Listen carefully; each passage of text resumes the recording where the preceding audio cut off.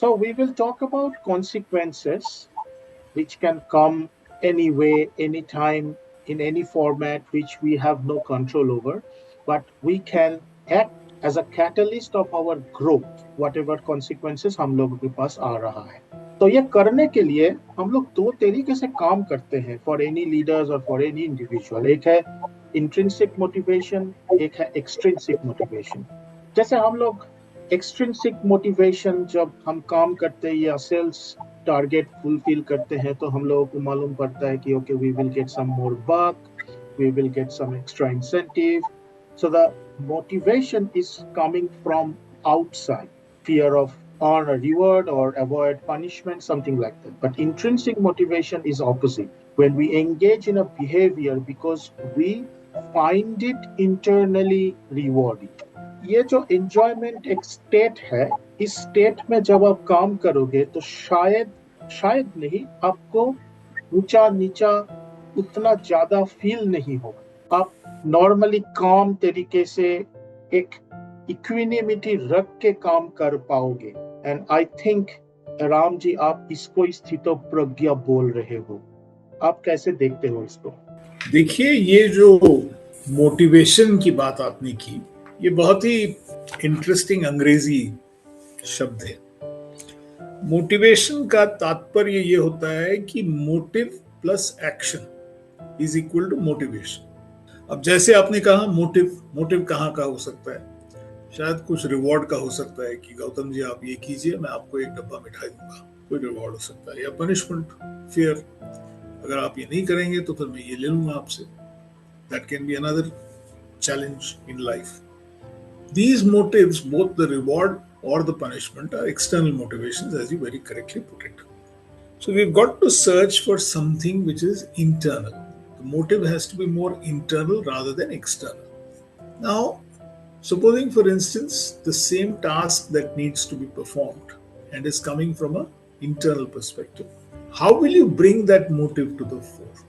So, even if there is an internal driver, that I am doing this particular podcast because this is one way in which I am expressing myself to all your viewers, to all your listeners. And that is my motivation. That's why I'm doing this particular podcast. How will you get that?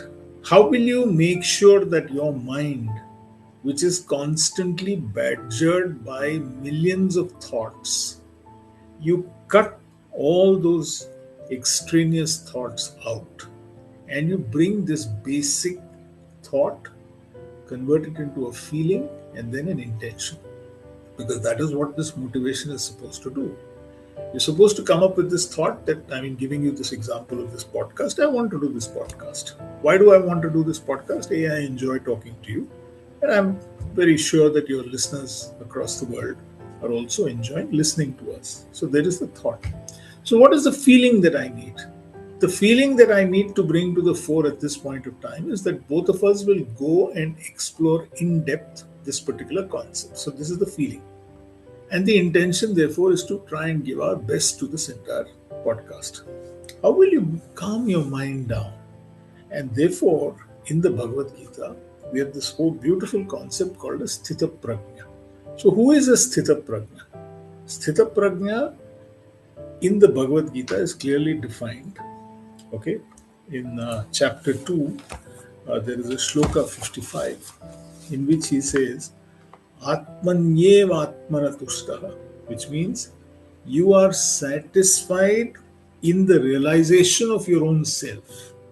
When you are satisfied in the realization of your own self, Atmanyeva Atmanatushtaha, which means you are now progressing beyond all those external inputs that are there in your life, and you are now journeying within. And he says that is a person, Sthitaprajna Tadochyate, which means that kind of a person who has managed to completely discard and learn to ignore all the external inputs that are coming and is able to turn his or her gaze within and figure out very clearly what is it that I want to achieve from this? What is the thought? And therefore, that thought then becomes a feeling, and that converts into an intention, and that intention converts into an action. That is the beauty of a Sthitaprajna. Sthitaprajna, as a concept, would mean just make sure that you cut all those unnecessary thoughts that are coming and crowding your mind.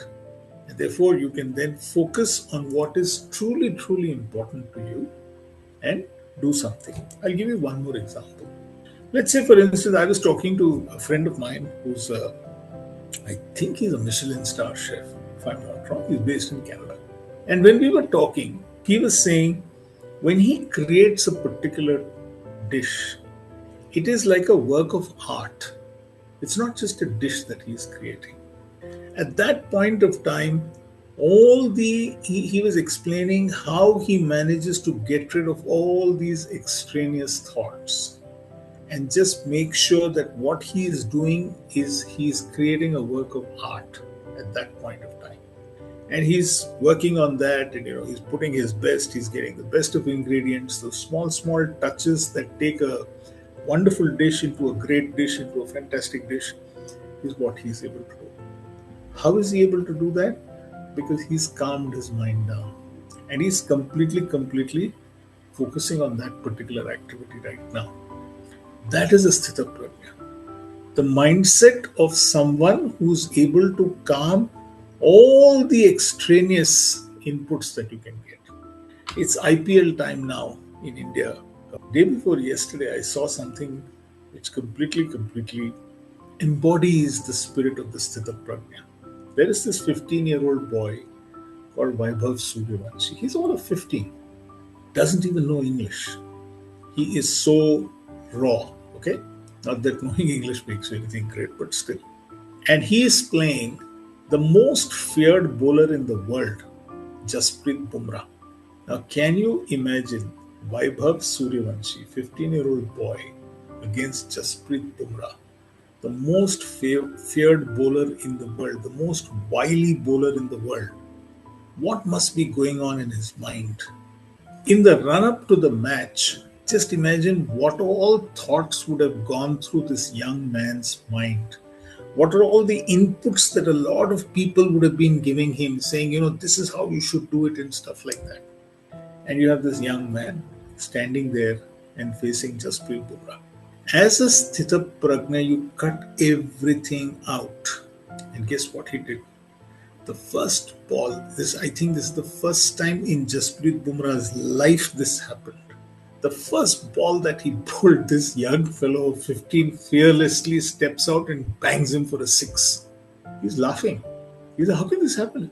Now, this is a Sthitaprajna at work. So whether it is us doing this talk, whether it is my friend who's Karthik, who's a fantastic chef based in Canada, or whether it is Vaibhav Suryavanshi, all of us can get into that zone of a Sthitaprajna and get that, because that then is the catalyst of growth that you were talking about a little earlier. Because it is this ability that will help you grow your enterprise, that will help you grow your business, that will help you grow as an individual. That is the whole beauty of a Sthitaprajna. Julian Rotter करके एक psychologist है, and he actually introduced a concept called Locus of control. इसमें ये उसने बोला है कि whether individual believe they control their own life outcome, then it is coming from an internal motivation, or whatever happened it's because of fate, luck, or other control system. So that is like external. And it's a continuum. It's like not black and white thing. If people are working from internal motivation, then they might say, I failed because I didn't study enough, or I didn't practice enough, etc. If it is external, then they say, I failed it because the test was too hard, or the timing was not right, whatever. So collective society culture like India, all the subcontinents, because we are so interdependent with different beings, for the social concept or the social context, because we emphasize on relations more, This control belief can shift a bit, but ये देखा गया है कि जो individual internal वे से perform करता है, they do better in academic work, health, they report higher life satisfaction, low neuroticism, and greater independence. और सबसे बड़ी बात है कि they cope better with challenges and view them as obstacles to overcome rather than uncontrollable. Yeah, so just to conclude, when you talk about this whole control issue, you actually control nothing. There is nothing in the external world that you can control. Nothing. Zero. I can't even control the fan that is working right now. So there's nothing in the external world that I can control. Unfortunately, we spend a lifetime trying to figure out how we can control the external world. The only thing that you can control is what your innate intrinsic abilities are, and how do you bring that to the fore day in and day out. You talked about students, you talked about so many different examples. It is this thought, cutting the complete clutter of your mind and making sure that you are now focused on what really matters, what truly matters at this point of time. That is the advantage of adopting a Sthitaprajna way of life. So, is it very difficult to do? No, it's not at all. It's just that you need that little practice. You just need to have that me time, and you can do that.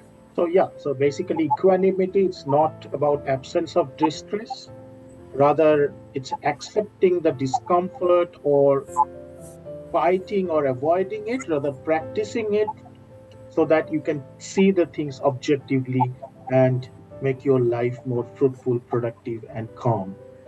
In the next episode, we will talk about fail with pride, cultivate resilience, abhayam, and naiti manita. Thanks for watching.